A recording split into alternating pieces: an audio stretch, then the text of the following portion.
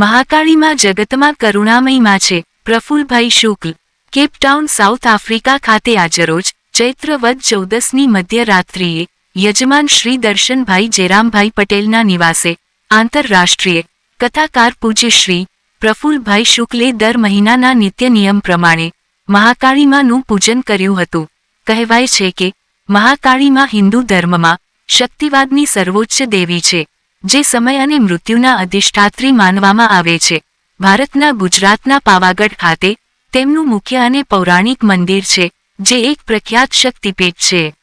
માં કાલિકા ભદ્રકાળી તરીકે પણ ઓળખાય છે, જે રક્તબીજ રાક્ષસના વધ માટે અવતાર પામ્યા હતા.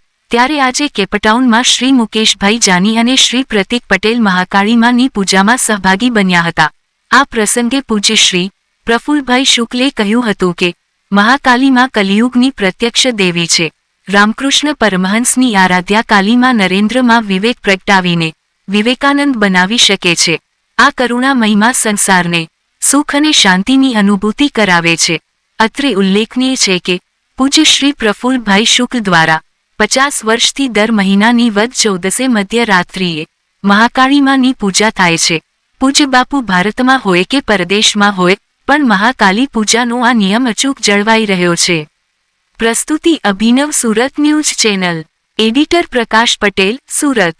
न जानामि तवार्चनं पूजाश्चैव न जानामि क्षम्यतां परमेश्वरि. गतं पापं गतं दुःखं गतं दारिद्र्यमेव च आगता सुखसम्पत्तिः पुण्योऽहं तव दर्शनं धन्योऽहं तव दर्शनम्. ओम प्राणाय स्वाहा, पानाय स्वाहा, व्यानाय स्वाहा, उदानाय स्वाहा, समानाय स्वाहा, परब्रह्मणे नमः स्वाहा. जयन्ते मंगलाकाली भद्रकाली कपालिनी दुर्गा क्षमा शिवा धात्री स्वाहा सदा नमोस्तुते.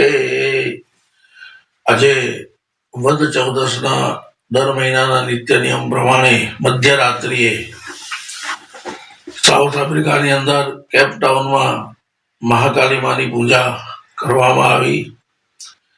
મેં વારંવાર કહ્યું છે કે કલિયુગની કોઈ સાક્ષાત દેવી હોય, કલિયુગની કોઈ પ્રત્યક્ષ દેવી હોય તે મહાકાલીમાં છે. મહાકાલી જગતની કલ્યાણકારી છે. આપણે ત્યાં લગભગ લોકો એમ માને કે બસ રક્તબીજને મારવા માટે માતાજીએ રૌદ્ર સ્વરૂપ ધારણ કર્યું, પણ એ તો કેવલ એક પ્રસંગપાત માતાજીએ એ રૂપ ધારણ કર્યું છે. ખરેખર તો કાલી કરુણામય છે.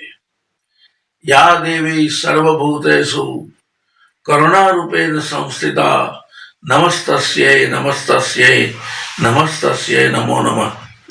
સ્વામી રામકૃષ્ણ પરમહંસ માં એમ બોલે એટલે માં પ્રત્યક્ષ હાજર થઈ જતા. વિવેકાનંદ જે નરેન્દ્ર હતો એને રામકૃષ્ણ પરમહંસને એમ પૂછેલું કે તમે માં કર્યા કરો છો, શું તમે માને જોયા છે? અને એ વખતે તરત જ રામકૃષ્ણ પરમહંસે સામો જવાબ આપેલો કે તારે માને જોવા છે. એક જ ક્ષણની અંદર આત્મશક્તિપાત કર્યો અને મહાકાલીમાનું દર્શન વિવેકાનંદને કરાયું. નરેન્દ્ર મટી અને વિવેક જાગી ગયો, વિવેકાનંદ બની ગયો. આ વિવેકાનંદે અમેરિકાની અંદર શિકાગોમાં એના પ્રવચનમાં કહ્યું હતું કે give me 100 નાચિકેતાસ and I will change the world. મને નાચિકેતા જેવા યુવાનો 100 લાવી આપો, હું તમારા વિશ્વને બદલી બતાવીશ. એ માં કાલીનો મહિમા છે, એ માં કાલીનો પ્રતાપ છે.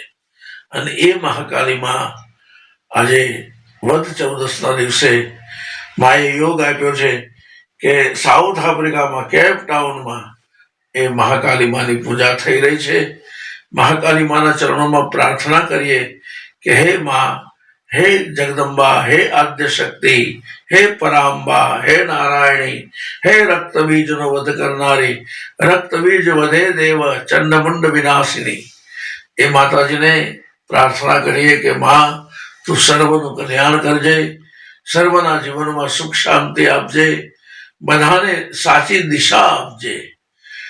જેમ અમીચંદે ગાયું છે કે જુઓ માજી હું કહું તે સાંભળો, બહુચર અંબા દીન દયાળ, સંકટ દુઃખ મારું કરો નિવારણ, કર જોડી કહું તમારો બાળ, ભૂલ્યા ભટકતા ફિરું જગત મેં, છોડી હમેરા દેશ વતન, પણ તુજ બિન મેરા કોઈ નહીં વાલી, જીવ કાયા કા કરો જતન, ઘણું ઘણું શું કહીએ અંબામાં, તાકી ફિકર તે જોર કે વાર, સંકટ દુઃખ મારું કરો નિવારણ, કર જોડી કહું તમારો બાળ.